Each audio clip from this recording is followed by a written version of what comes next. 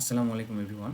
So আজকের এই lecture ভিডিওতে আমরা ইন্ট্রোডাকশন টু ডেটা সায়েন্স আর একটু ডিপভাবে আলোচনা করব। যে এখানে ডেটা সায়েন্সের যে প্রয়োজনীয়তা, ডেটা সায়েন্স ডেটাকে আমরা আগের ভিডিওতে দেখছিলাম যে ডেটা সায়েন্সের প্রয়োজনীয়তা কী, ডেটা সায়েন্স কোথায়, কীভাবে, কেন কাজে লাগে। সো আজকের এই ভিডিওতে আমরা দেখব যে ডেটা কী, ডেটা থেকে কীভাবে ইনফরমেশন তৈরি হয়, ডেটার সোর্স কী কী, দেন এই ইনফরমেশন থেকে আমরা কীভাবে নলেজ এবং ওয়েসডম জেনারেট করি।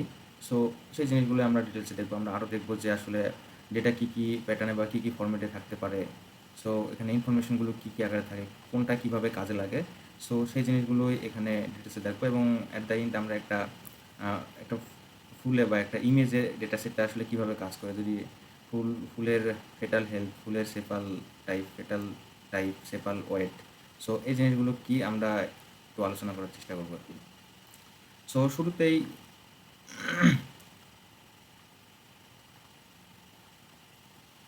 শুরুতেই এখানে যদি আমি বলি যে হোয়াট ইজ ডেটা, এক কথায় যদি বলি ডেটা ইজ এ র material. It could be anything, যে কোনো কিছু হতে পারে। ডেটা এটা একটা র ফ্যাক্ট। সো এখানে ডিটেলস আলোচনা করা হয়েছে যে the number of people who are not familiar with the term data is probability very low at present. Okay, in fact the world is running on data.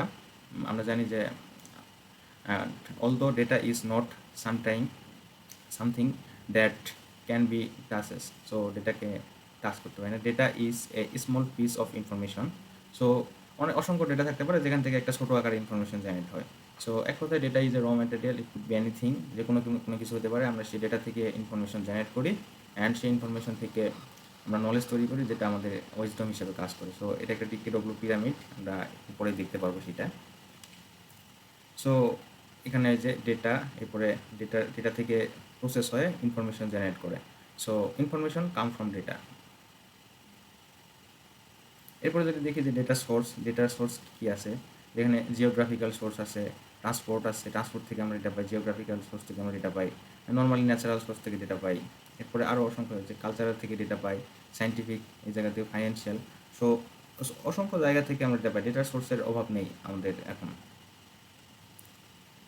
So এখানে হচ্ছে ডেটাগুলো কী কী ফরম্যাটে আকারে থাকতে পারে। নর্মালি ডেটা স্ট্রাকচার্ড এবং unstructured ফরম্যাটে থাকে। So structure ফরম্যাটের মধ্যে দুটো টাইপ আছে, একটা হচ্ছে হিউম্যান জেনারেটেড আর একটা হচ্ছে মেশিন জেনারেটেড। সো হিউম্যান জেনারেটের মধ্যে পড়তেছে এখানে সার্ভে রেটিং আর অ্যাপটিটিউড রেটিং। আর মেশিন জেনারেটের মধ্যে পড়তেছে web matrix from web logs, product purchase from sales record, এগুলো মেশিন জেনারেট করতেছে, and process control measure. So স্ট্রাকচারের মধ্যে এই টাইপ হিউম্যান জেনারেটেড এবং মেশিন জেনারেটেড, এটা হচ্ছে ইন্টারনাল পার্ট। যে আমরা যদি কোনো সার্ভে রেটিং করি, যে এরপরে যদি আমরা কোনো অ্যাপটিটিউড টেস্টিং করি, সো এগুলো হচ্ছে আমাদের ইন্টারনাল পার্ট, অভ্যন্তরীণ বিষয়। এবং মেশিন জেনারেটের ক্ষেত্রে একইভাবে web matrix from web blogs, এটাও একটা ইন্টারনাল পার্ট। সো এগুলো হচ্ছে স্ট্রাকচারের আকারে আছে। এবং এক্সটার্নাল পার্টে যদি আমরা দেখি হিউম্যান জেনারেট ডেটা কী কী এবং মেশিন জেনারেট ডেটা কী কী, তাহলে আমরা দেখতে পাবো নাম্বার অফ রেট উইটস, এরপরে হচ্ছে দেখতে পাবো ফেসবুক লাইকস। মানে এগুলো আসলে আমরা নর্মাল সেন্সে যদি একটা ফেসবুক ব্রাউজিং করি, তাহলে আমরা হচ্ছে কমেন্টস দেখতে পাবো, এরপরে লাইকস দেখতে পাবো। সো রেটিং অন এলফ, এগুলো দেখতে পারবো। সো এই ডেটাগুলো থেকে আমরা কী ধরনের ইনফরমেশন জেনারেট করতে পারি, এটা আমরা ডিসিশন মেক করব। সো কী ধরনের ইনফরমেশন জেনারেট করতে পারি, ওটা আমাদের চাওয়ার উপর ডিপেন্ড করবে। আর মেশিন জেনারেট যেটা হতে পারে জিপিএস ফর টুইস্ট, এরপরে time of twist update, hosting. So এই জিনিসগুলো আসলে মেশিন জেনারেটেড ডেটা, যেটা এক্সটার্নাল পার্টের মধ্যে পড়তেছে। সো এগুলো ডেটা ফরম্যাটের মধ্যে এখানে আমরা দেখলাম স্ট্রাকচারের ডেটা কী কী ধরনের হতে পারে, এবং স্ট্রাকচারের ডেটার মধ্যে দুটো পার্ট আছে, এক্সটার্নাল আর ইন্টারনাল। সো এক্সটার্নালের ভিতরে হিউম্যান জেনারেটেড কিছু পার্ট আছে এবং মেশিন জেনারেটেড, এবং এক্সটার্নালের ভিতরে যে হিউম্যান জেনারেটেড এবং মেশিন জেনারেটেড কিছু ডেটা আছে। এখন যদি আনস্ট্রাকচার্ড ডেটার কথা বলি, এখানে হিউম্যান জেনারেটেড ডেটা আছে হচ্ছে ইন্টারনাল পার্টের ভিতরে। ইমেইল হতে পারে, লেটার বা টেক্সট ইমেজ, অডিও ট্রান্সক্রিপ্ট হতে পারে, কাস্টমার কমেন্টস হতে পারে, ভয়েস মেইল হতে পারে, video, picture, employee review. So এগুলো হচ্ছে আনস্ট্রাকচার্ড ডেটার মধ্যে ইন্টারনাল পার্ট। অ্যান্ড এক্সটার্নাল পার্টে যদি আমরা দেখি হিউম্যান জেনারেটেডের ভিতরে, এখানে social media update, comments in online forms, comments on year, video review. So এই জিনিসগুলো আসলে এক্সটার্নাল পার্টের মধ্যে পড়তেছে, যেটা one kinds of data format.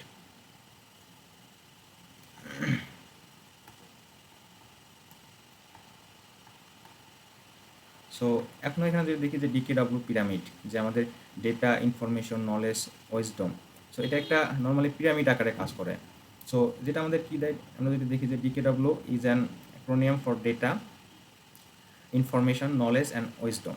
So এই পিরামিডটা আমাদের কী শো করে, how small data can play a role in decision making. একটা ছোট্ট ডেটা যেটা থেকে একটা অনেক বড় ইনফরমেশন তৈরি হতে পারে, যেটা আমাদের নলেজ এবং ওয়েসডমকে অনেক বৃদ্ধি করতে পারে। সো সব কিছুকেই প্রাধান্য দিতে হবে এই জায়গাটাতে।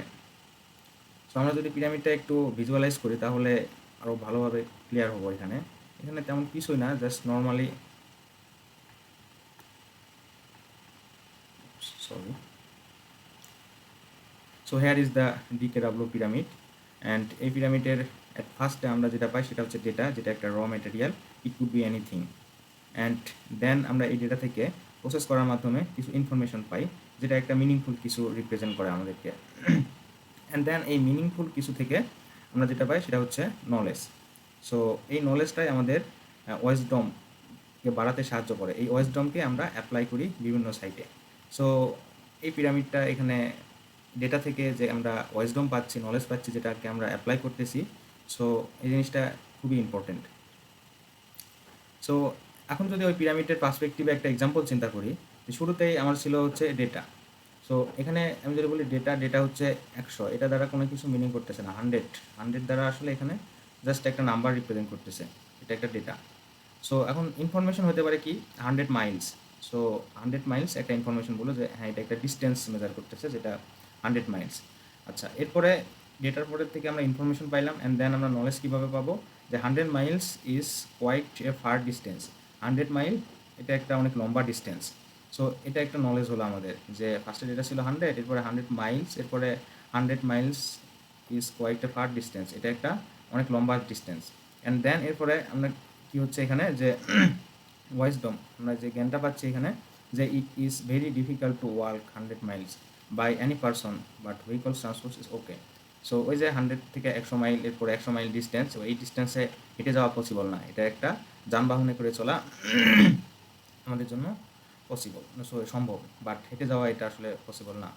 সো এই যে ডেটা থেকে আমরা একটা ওয়াইসডম জেনারেট করলাম, এটি ছিল সেই ডিকেডব্লিউ পিরামিড, তার একটা এক্সাম্পল।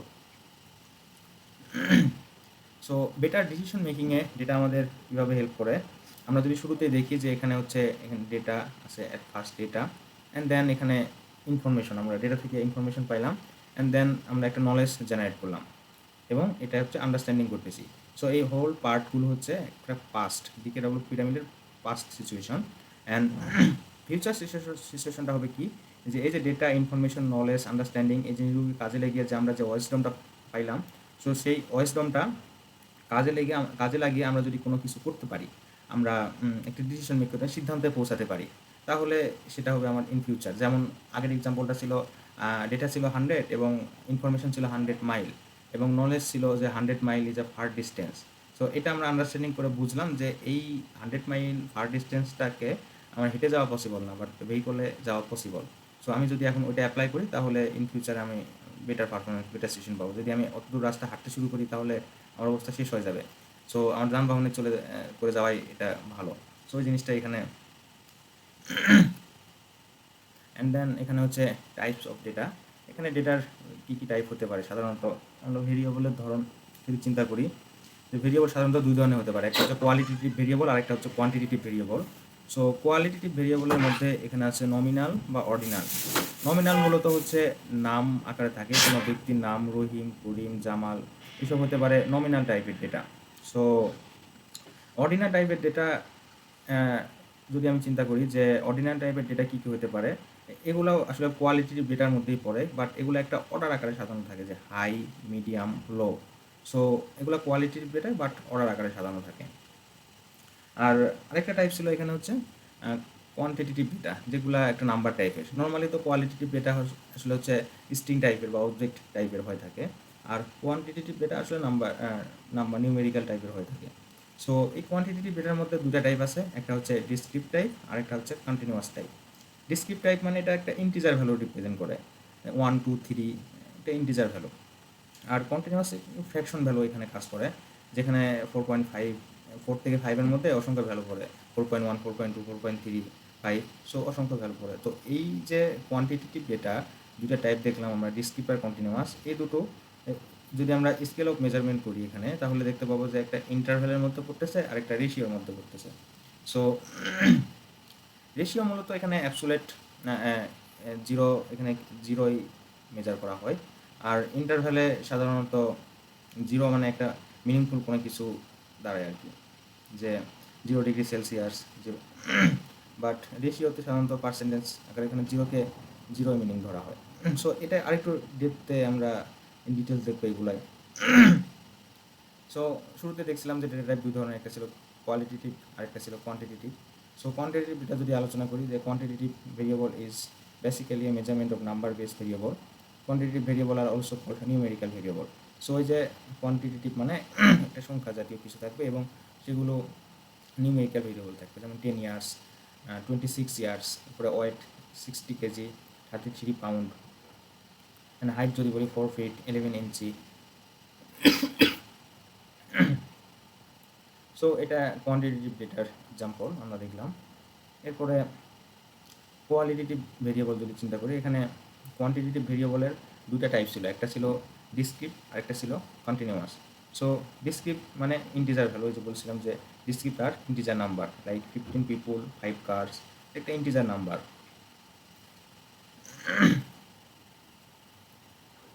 অ্যান্ড কন্টিনিউয়াস ডেটা, এটা হচ্ছে একটা, এখানে ফ্র্যাকশন ভ্যালু থাকতে পারে, যেমন হাইট, ওয়েট 5 ফিট 4 ইঞ্চি, এখানে হাইট 5 ফিট 4 ইঞ্চি, এখানে হচ্ছে একটা ইন্টিজার ভ্যালু। অথবা আমি যদি বলি যে ওয়েট 4.5 কেজি, সো এটা একটা কন্টিনিউয়াস টাইপের ডেটা হবে। অ্যান্ড কোয়ালিটেটিভ ভেরিয়েবলের মধ্যে যদি আমরা চিন্তা করি, দুইটা টাইপ দেখছিলাম, যে নমিনাল আর অর্ডিনাল। বাট কোয়ালিটেটিভ টাইপ তো একটা হচ্ছে অবজেক্ট টাইপ বা স্ট্রিং টাইপের data. So qualitative variable contain qualitative or characteristic data, এই যে ক্যারেক্টার টাইপের ডেটা কন্টেইন করে। Qualitative variable are also called categorical variable, এটা একটা ক্যাটাগরিক্যাল টাইপের ডেটা ভেরিয়েবল কন্টেইন করে, অ্যান্ড বা এই জন্য একে বলা হয় ক্যাটাগরিক্যাল টাইপের ভেরিয়েবল বা নমিনাল বা নাম টাইপ, অবজেক্ট টাইপের। And such as human hair, color, gender, name of different place. So আর কিছু হতে পারে যে চুলের কালার, জেন্ডার, নেম, এগুলা আসলে অবজেক্ট বা ক্যাটাগরিক্যাল টাইপের ডেটা, যেগুলোকে আমরা নাম্বার দিয়ে রিপ্রেজেন্ট করতে পারি না। সো এগুলাই হচ্ছে কোয়ালিটেটিভ ডেটার এক্সাম্পল ছিল। অ্যান্ড আমরা যদি স্কেল অফ মেজারমেন্ট চিন্তা করি, আমরা 4টা স্কেল দেখছিলাম, যে nominal, ordinal, interval, ratio. So nominal মানে হচ্ছে কোনো কিছুর নাম টাইপের বোঝায়। আমি বলছিলাম যে রহিম, করিম যদি এরকম থাকে, এগুলো হচ্ছে নমিনাল টাইপের ডেটা। অ্যান্ড অর্ডিনাল টাইপের ডেটা এখানে কী হতে পারে, যে এই নমিনাল টাইপের ডেটাও তো একটা কোয়ালিটেটিভ ডেটা বা অবজেক্ট টাইপের ডেটা। সো অর্ডিনাল এই ডেটাটা অর্ডার আকারে থাকে, বাট এটাও কোয়ালিটেটিভ ডেটার মধ্যেই পড়ে। সো অর্ডিনাল এখানে হচ্ছে অর্ডার আকারে থাকবে, যেমন হাই, মিডিয়াম, লো, এটা একটা অবজেক্ট টাইপের ডেটা বাট অর্ডার আকারে আছে। সো এটাকে আমরা বলবো ordinal. And interval and ratio, so এই জিনিসগুলো আর একটু ইন ডেপথে আলোচনা করা আছে, আমরা একটা একটা করে দেখি। যে নমিনাল, এখানে যেটা বলা হয়েছে, nominal scale can only be divided by category. Many people also call it simply level. So for example, the gender of a person, the color of something, the name of person. So আমি এই এক্সাম্পলটা দিচ্ছি, the name of person, object or place. So এর বাইরেও এখানে কী হতে পারে, colour of something, কোনো কিছু কালার হতে পারে নাম টাইপের, অ্যান্ড একটা পার্সনের জেন্ডার হতে পারে, যেটা নমিনাল টাইপের ডেটা হয়। So it is possible to count only on the nominal scale. তো এটা নমিনাল স্কেলের মধ্যেই কাউন্ট করা যায়, সম্ভব। অ্যান্ড অর্ডিনালের কথা যদি বলি, যে অর্ডিনাল স্কেল কন্টেইন অর্ডার্স, এখানে হচ্ছে অর্ডার আকারে জিনিসগুলো থাকবে। When it is possible to order any nominal data, it can be called ordinal. যদি কোনো ডেটা অর্ডার আকারে সাজানো যায় বা সাজানো যাওয়ার পসিবিলিটি থাকে, তাহলে আমরা সেটাকে অর্ডিনাল ডেটা বলবো। এক্সাম্পল হিসাবে আমরা যদি দেখি, a review of restaurant food, very good, good, fair, bad, very bad. So এটাকে আমরা একটা অর্ডার আকারে সাজাতে পারি, এই জন্য আমরা এই ডেটাটাকে বলতে পারি একটা ordinal data. is an ordinal scale because if something given a very good review, then on this scale it means the biggest while given very bad review. So এখানে একটা গুড রিভিউ আসতে পারে, আবার ব্যাড রিভিউ আসতে পারে এই ordinal স্কেলের উপর বেস করে। সো এখানে আরও কিছু বলা হয়েছে যে চুলের colour white, black, gold. So এটাও অর্ডিনাল আকারে থাকতে পারে, বাট এটা ওয়ান কাইন্ডস অফ নমিনালের মধ্যেই পড়ে। বাট আমরা যদি এটাকে অর্ডার আকারে সাজাতে পারি তাহলে এটা অর্ডিনাল ডেটার মধ্যে আসবে। আমরা একটু সামারাইজ করি এখানে, যে এখানে আমরা হচ্ছে 4 ধরনের অর্ডার দেখলাম এখানে: nominal, ordinal, interval, ratio, measure of স্কেলের। Nominal, ordinal, interval, ratio. এখানে সবার প্রথমে যদি চিন্তা করি কাউন্ট, নমিনাল ডেটা কি কাউন্ট করা যায়? অবশ্যই কাউন্ট করা যায়, যে নাম টাইপের ডেটা কতগুলো নাম আছে আমি কাউন্ট করতে পারবো। অর্ডিনাল ডেটা কি আমরা কাউন্ট করতে পারবো? হ্যাঁ, অর্ডিনাল ডেটাও কাউন্ট করতে পারবো। হাই, মিডিয়াম, লো অর্ডার আকারে সাজানো আছে, কাউন্ট করা যায়। এবং ইন্টারভ্যাল ডেটাটাও কাউন্ট করা যায়, অবশ্যই কাউন্ট করা যাবে। একটা নির্দিষ্ট রেঞ্জের মধ্যে ডেটা দেওয়া থাকবে যেগুলোকে আমরা কাউন্ট করতে পারবো, অ্যান্ড রেশিও ডেটাটাকে কাউন্ট করতে পারবো। সো কাউন্ট ইজ সবগুলোর ক্ষেত্রেই প্রযোজ্য। এরপরে আছে মোড। সো আমরা কি মোড করতে পারি? মোড মানে হচ্ছে এখানে প্রচুর, যে আমরা চিন্তা করি যে ওই যে ডায়াবেটিস ডেটা সেটটার কথা, ওখানে যদি কোনো মিসিং ভ্যালু থাকে তাহলে আমরা মিন, মিডিয়াম, মুভ করে সেগুলোকে মিসিং ভ্যালুগুলোকে ফিল আপ করতে পারি। সাপোজ আমার ওই ডায়াবেটিস ডেটা সেটটাতে যদি হাইটের ভিতরে দেখা গেছে 500 পেশেন্টের মধ্যে প্রায় 50টার মতো ভ্যালু মিসিং আছে। সো হাইটের কথা বলতে যদি আমরা নামের কথা চিন্তা করি যে নাম মিসিং আছে, সো ওইটাকে আমরা মুভ করে নমিনালে বসাইতে পারি, যে যে নামগুলো বেশি আছে সেটা একটা আছে মুভ। এবং সো নাম টাইপের ডেটাগুলোর ক্ষেত্রে আমরা মুভ করতে পারি যদি কোনো জায়গার নাম থাকে বা কোনো ব্যক্তির নাম, কোনো বিষয়ের নাম, কোনো ডেটা সেটে যখন এই জিনিসগুলো সব থেকে বেশি ইউজ হবে যেটা, সেই মুডটা আমরা নিয়ে কাজ করতে পারি। সো এখানে নমিনালে মুড যায়। এরপরে হচ্ছে অর্ডিনাল টাইপেরটা যদি চিন্তা করি, যে এখানেও হাই, মিডিয়াম, লো একটা স্কেল দেখা গেছে, যে রিস্ক স্কোর, যে এই ডায়াবেটিস ডেটা সেটটাতে এখানে ধরে নিলাম যে এখানে একটা রিস্ক স্কোর আছে হাই, মিডিয়াম, লো।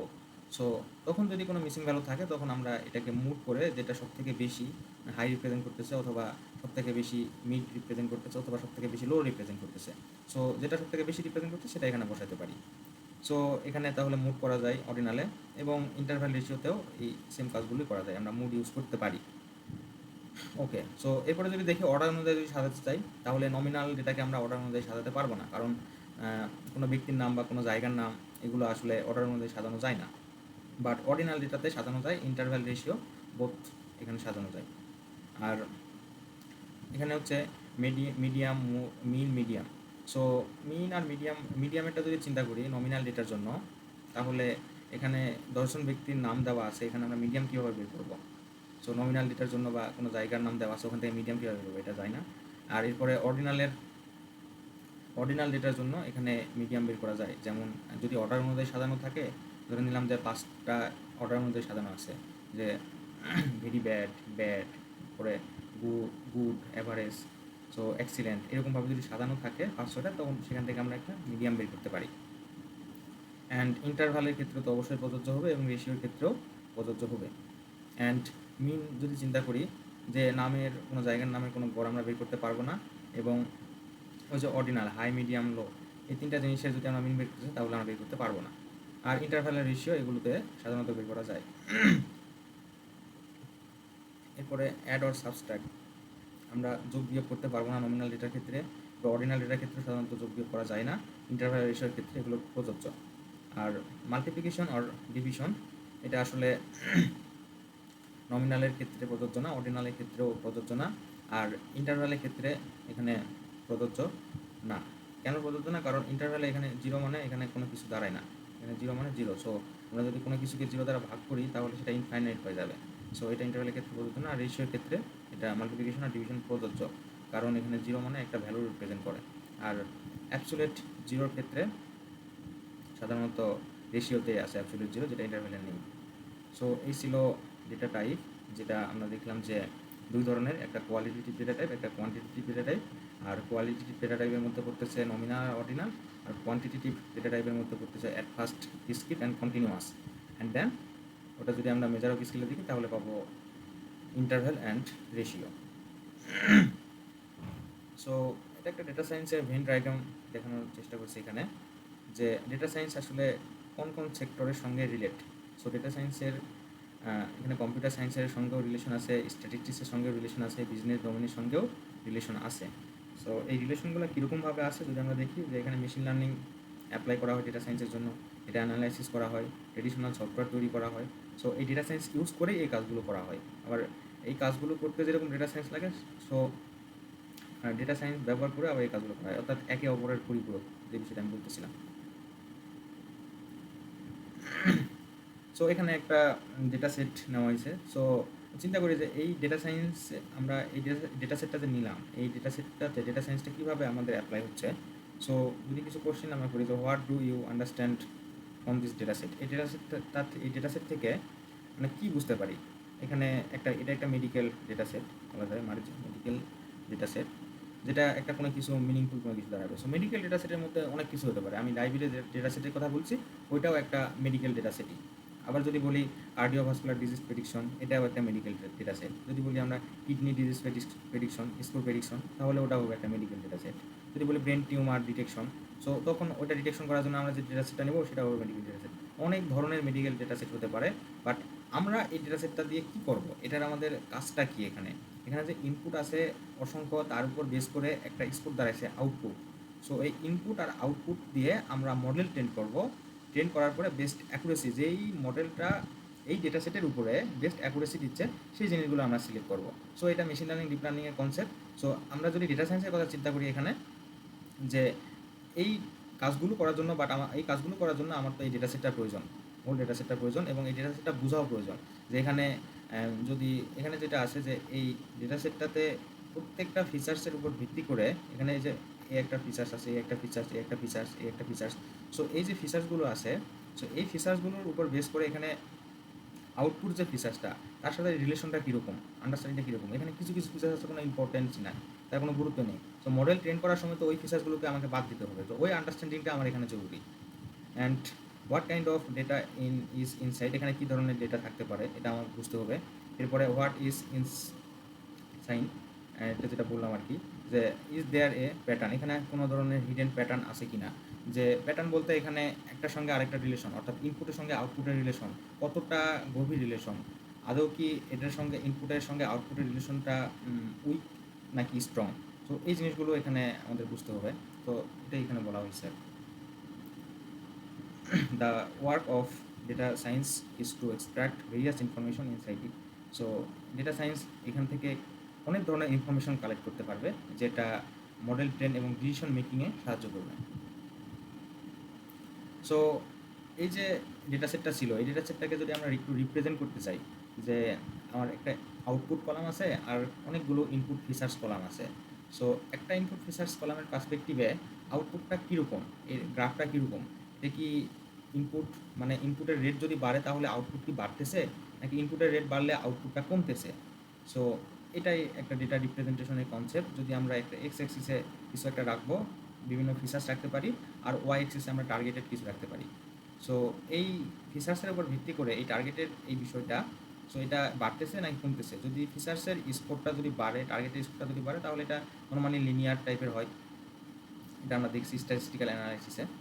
সো এই যে রিপ্রেজেন্টেশন, টোটাল গ্রাফিক্যালি একটা রিপ্রেজেন্ট করতেছি, এখানে আরও অনেক ধরনের রিপ্রেজেন্টেশন হতে পারে।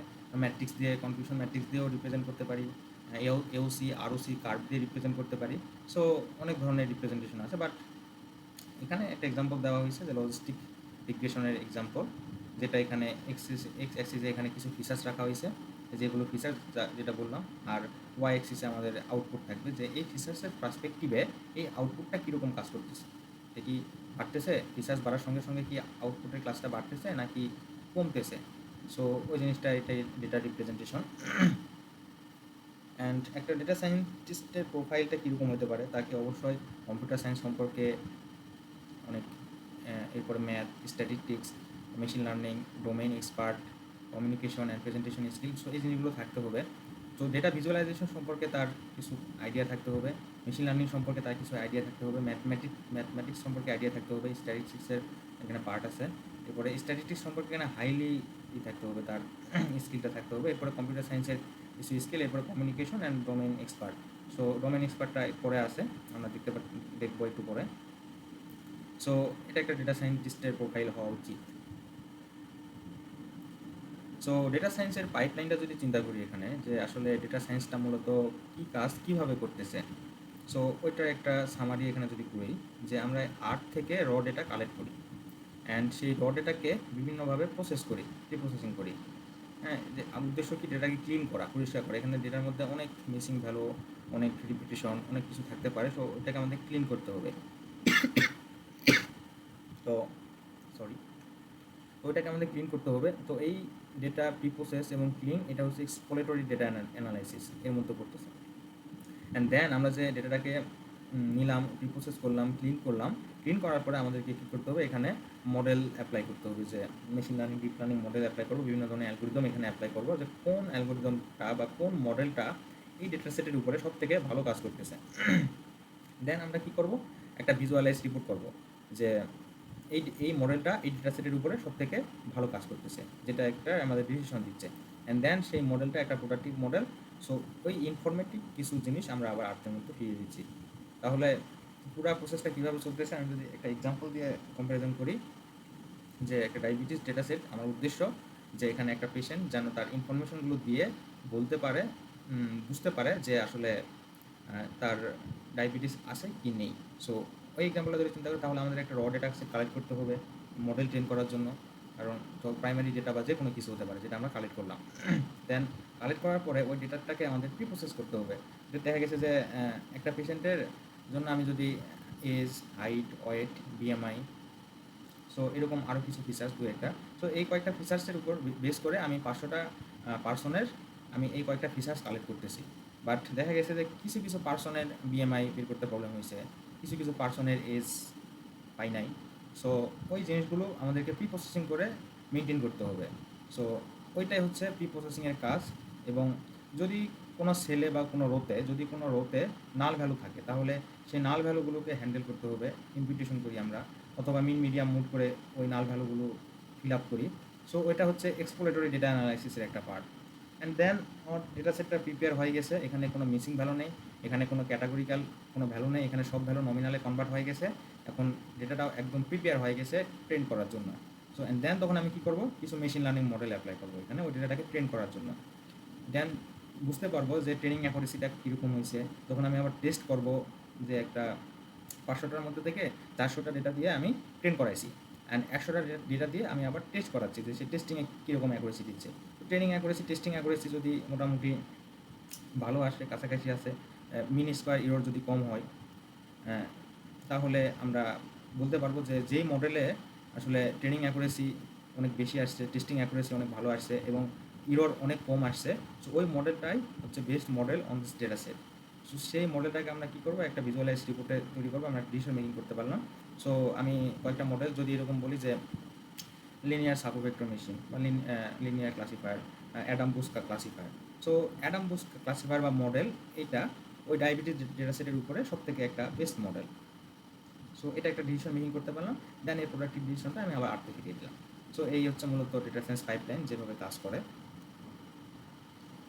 ওকে, অ্যান্ড দেন আমরা হচ্ছে ডোমেইন নলেজ যদি চিন্তা করি, আমাদের ডোমেন সম্পর্কে অ্যাপ্রোপ্রিয়েট নলেজ থাকতে হবে। এখানে অনেক ধরনের ডোমেন হতে পারে, সাইবার সিকিউরিটি ডোমেন হতে পারে, ক্লাউডের ডেটা নিয়ে কাজ করা লাগতে পারে, অথবা পাবলিক হেলথের ডেটা নিয়ে কাজ করতে পারে। এখানে আমি যে এক্সাম্পলটা দিয়েছি এটা হচ্ছে একটা হেলথের ডেটা। সো এরকম আরও সাইবার সিকিউরিটি ডেটা নিয়েও আমাদের কাজ করা লাগতে পারে, অথবা ক্লাউডের ডেটা নিয়েও আমাদের কাজ করা লাগতে পারে। এই জন্য ডোমেইন সম্পর্কে আমাদের একটা প্রপার আইডিয়া বা প্রপার নলেজ রাখতে হবে। সো এটা এখানে বলছে যে the first step in the data science process is to know what we are going to do. আমরা কী করতে চাচ্ছি, আমাদের কী করতে হবে ওই সম্পর্কে আমাদের প্রপার আইডিয়া থাকতে হবে। And what is to determine what output or result we want to get from the data science project. So আমরা যে কিছু জিনিস প্রেডিক্ট করলাম, যে একটা বেস্ট মডেল ফাইন্ড করলাম, সো এটা আমাদের প্রজেক্টে কীভাবে অ্যাপ্লাই করবো, কী কাজে লাগতে পারে, এইটাই আমাদেরকে আগে ডিটারমাইন করতে হবে। In the case of data science project, the first step is to know what output the user want for the project. As a user সে আসলে কী চাচ্ছে, তার রিকোয়ারমেন্টটা কী, এই জিনিসটা সবার আগে প্রায়োরিটি দিতে হবে আমাদেরকে। সো ওইটা এখানে আরও ইন ডেপথ আলোচনা করা হয়েছে, যে বিভিন্ন ডোমেইনের নলেজ সম্পর্কে প্রপার আন্ডারস্ট্যান্ডিং রাখতে হবে আমাদেরকে। দেন এই ডেটাটা কি রিয়াল ওয়ার্ল্ডের ডেটা হতে হবে। ডায়াবেটিস ডেটা সেটের এক্সাম্পলটা একটা Real world data normally collect করা যায়, এটা নিয়ে কাজ করা যায়। সো এরপরে আরও অনেক কিছু হতে পারে, যেমন বিজনেস ডোমেন ডেটা হতে পারে, যে আমার এই প্রোডাক্টিভগুলো এই মার্কেটের এত রকমের প্রোডাক্ট আছে, এই প্রোডাক্টের এরকম এরকম সেল হতে পারে, বা এই প্রোডাক্টের কস্ট এত, এই প্রোডাক্টের সেল প্রাইস এত, বিভিন্ন ধরনের আরও অনেক ধরনের হিডেন ইনফরমেশন আছে। তো এই ইনফরমেশনের উপর বেস করে আমার প্রফিটটা কত হয়েছে। তো এরকম একটা এই মান্থে এরকম প্রফিট হয়েছে এই প্রোডাক্টের উপর, এরকম মাল্টিপল প্রোডাক্ট আছে। সো এটা যদি একটা কোম্পানি ডেটা সেট হয়, তাহলে এটা নিয়ে আমরা কী অ্যানালিসিস করতে পারি যে এই মান্থের সেলের উপর বেস করে ইন ফিউচার তার কীরকম প্রফিট হইতে পারে। এই মান্থে যে প্রফিট হয়েছে, এরকম সেল হয়েছে, এটার উপর বেস করে ইন ফিউচার তার কীরকম একটা প্রফিট আসতে পারে। So that's one kind of analysis. So এরকম আরও অসংখ্য ডোমেন হতে পারে, বাট এই ডোমেনগুলো সম্পর্কে আমাদের প্রপার আইডিয়া রাখতে হবে। সো এখানে আরেকটা এক্সাম্পল যদি চিন্তা করি আইরিশ ডেটা সেটের। সো এখানে the father of the iris data set is statistician and biologist Fisher. তো উনি যেটা করছেন যে ফুলের বিভিন্ন সাইজের উপর ভিত্তি করে এদেরকে বিভিন্ন ক্লাসে ভাগ করছেন। তো তিনি হচ্ছে মূলত অ্যাট ফার্স্ট যে ফুলটা সবথেকে বড়, এটার নাম দিয়েছেন হচ্ছে ভার্সিকুলার। সো 3 টাইপের ক্লাস তিনি নির্ধারণ করেছেন, একটা হচ্ছে বড়, একটা মাঝারি, আর একটা হচ্ছে ছোট। সো সবথেকে ছোটোটাকে বলছেন স্যাসোটা, অ্যান্ড মিডিলটাকে বলছেন ভার্জিনিসিয়া, অ্যান্ড সবথেকে বড়টাকে বলছেন ভার্সিকুলার। সো এটাকে তিনি কিসের উপর ভিত্তি করে বলতেছেন, এটা আসলে আইরিস ডেটা সেট সাধারণত sepal and petal weight, sepal length বা ফেটাল লেন্থ, সেপাল ওয়েট বা ফেটাল ওয়েটের উপর ভিত্তি করে আসলে ফুলের ক্যাটাগরিটাকে তিনি বিভিন্ন ক্লাসে ভাগ করেছেন। আমরা একটু ডিটেলসে দেখি। যেখানে হচ্ছে সেপাল লেন্থ, এখানে সেপাল লেন্থ, এরপরে সেপাল ওয়েট, এরপরে ফেটাল লেন্থ আর ফেটাল ওয়েট। এখানে মূলত এখানে ফুলের বাহিরের অংশটা দৈর্ঘ্য কীরকম, এরপরে ফেটাল মানে ফুলের ভেতরের অংশটা দৈর্ঘ্য কীরকম, যদি কম হয় তাহলে আমরা সেটাকে বলতেছি সেসোটা, মানে এটা হচ্ছে ছোটো টাইপের ফুল। আর যদি মাঝারি টাইপের ফুলের কথা চিন্তা করি, যে এখানে সেপাল লেন্থ এত, একটু মাঝারি টাইপের আছে, মানে এটা থেকে বড়, আর ফেটাল লেন্থ আর ফেটাল ওয়েট এটা ছোটো থেকে মাঝারি টাইপের। তো এই মাঝারি টাইপের ফুলটাকে তিনি বলছেন ভার্জিনিসিয়া। আর যদি এই ফেটাল আর সেপাল লেন্থ আর ওয়েট যদি অনেক বড় হয়, বেশি হয়, তাহলে এটাকে আমরা বলি হচ্ছে ভার্সিকুলার। সো এটা ছিল একটা আইরিশ ডেটা সেটের উপরে ভিত্তি করে আমরা ডিসিশন নিতে পারলাম যে একটা ফুল কী টাইপের হতে পারে, ফুলের ক্লাসটা, ফ্লাওয়ারের ক্লাসটা কী টাইপের হতে পারে। Not only flower, but also একটা পাতাও হতে পারে, অনেক কিছু। সো ক্লাস লেভেল তাহলে হতে পারে সেসোটা, ভার্জিনিসিয়া অ্যান্ড ভার্সিকুলার। সো তার মানে আমাদের এখানে ডেটা সায়েন্সের প্রয়োজনীয়তা আমরা পুরোপুরি বুঝতে পারলাম যে আসলে কীভাবে এটি কাজ করে, কেন এটি কাজ করে। So that's all for today, and next ভিডিওতে ইনশাল্লাহ দেখা হচ্ছে। আসসালামু আলাইকুম।